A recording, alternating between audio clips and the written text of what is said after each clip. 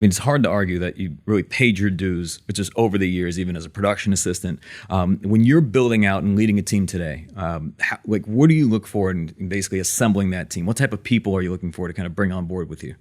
The ideal person you want is someone who has a fear of failure. There are certain unteachable things.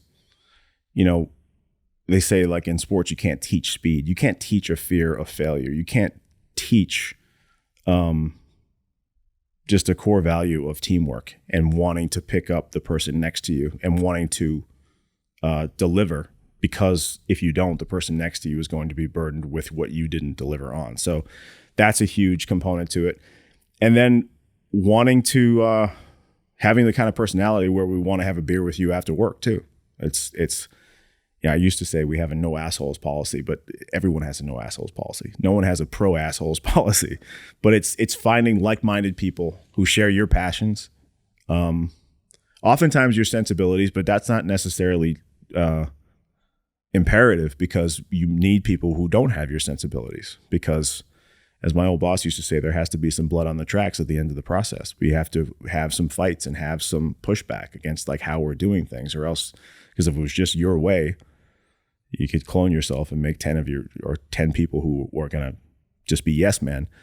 But that's not what leads to the best product, at least creatively. So fear of failure, an individual voice, creative voice.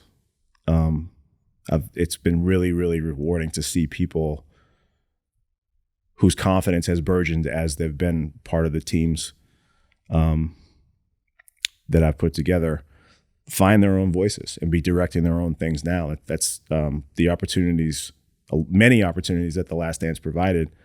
Of the many, maybe the one that I value the most is that now I get to nurture younger talent.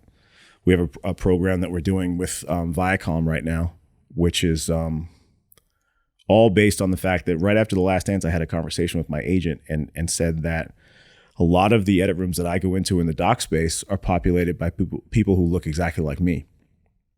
A lot of white men, a few white women, but very few people of color in those edit rooms in that particular field.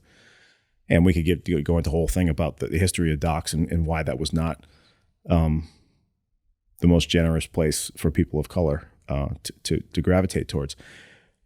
So that all led to a 5 documentary project that we're doing with Viacom that's going to be entirely directed and produced by young directors of color, telling stories that are personal to them.